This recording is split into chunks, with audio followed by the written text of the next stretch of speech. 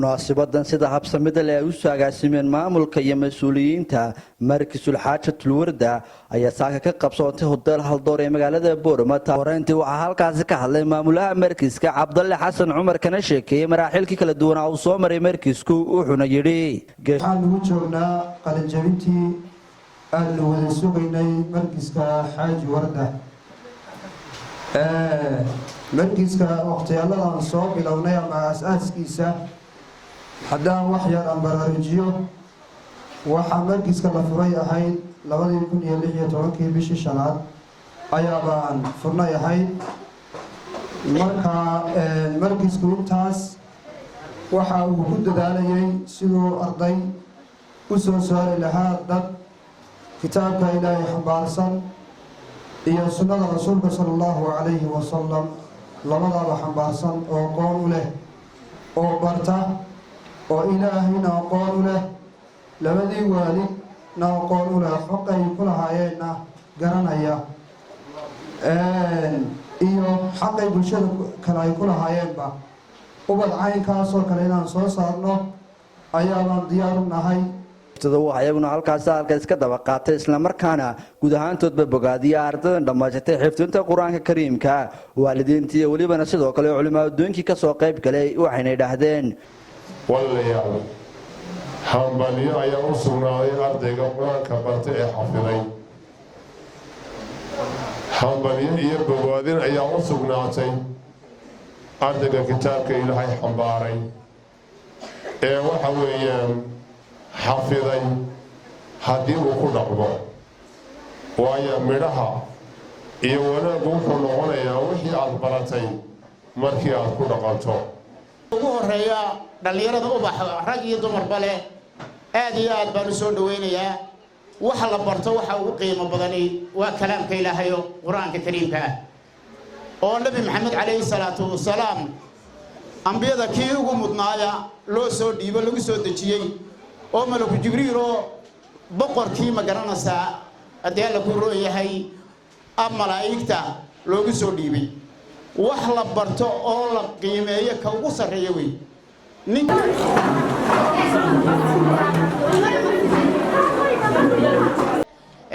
dhalinyartuna Ilaahay ha barakeeyo ilaahayna waxaan ka baryayaa kuwii ma garanaysaa quraanka sii daayay diinta sii daayay aanay noqon kuwii kor ugu sii socdo Allah ka dhigo kamidahay والله فرحت بان من سوكم كلمات عن يحيى عن معهد علمي يا استاذ عبد الله وارضيدا شرفت بدن ادم السود دالي احنا سو بري والله يا معلمين تكله جهدك دheeraadka ku bixiyay aad iyo aad baan ugu mahad celinayaa runtii xafladaysa soo taago xafladda ugu qiimo badan waa xafladda maanta aan taaganahay ardayda intaas oo xamalat quraani xafladooda joogno wallahi wax la soo koobi kara maaha bad soo gaadheen kitaabkii Ilaahay subxaanahu wa ta'aala ayaad barateen waxaad maanta aad taagan tihiin inaad ka qiimo weyn tihiin oo aad ka fadli badan tihiin kumanaan kun oo qof oo kitaabka Ilaahay subxaanahu wa ta'aala bandhigay quraanka kariimka ay barteen iyo walibana sidoo kale culumta kale lagu barto markiisu xaajatul warda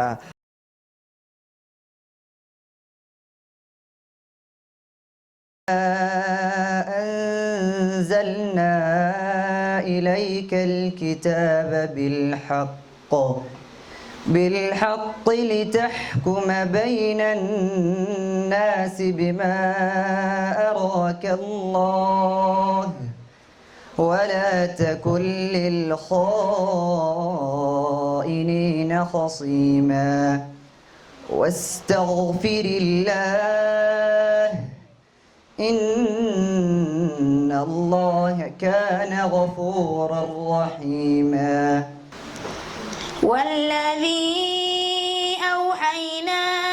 إليك من الكتاب هو الحق مصدقا لما بين يديه إن الله بعباده لخبير بصير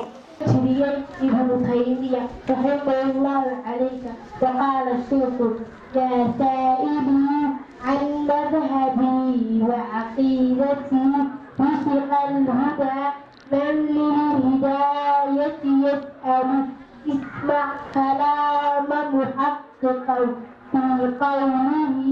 لا ينفري. رضيت بالله ربا وبالإسلام دينا وبمحمد صلى الله عليه وسلم نبيا. لا إله إلا الله وحده لا شريك له له الملك وله الحمد وهو على كل شيء قدير. الله تعالى إلهي وحليه ويل لكل هوب وهو أسقناضي همسة mid kastoo dhalaaxay badan oo ceeban badan alladii jamaca kaasoo ururiyey maalan maal badan wacadada waana u tiriyey yaxsabu wuxuu moodayaa ana maaluhu maalkiisu akhlada inuu waarinayo u geerida ka celina kalaa ha ka joogo layuun badanna waana ku tuuri oo waana ku tuuri oo waana ku tuuri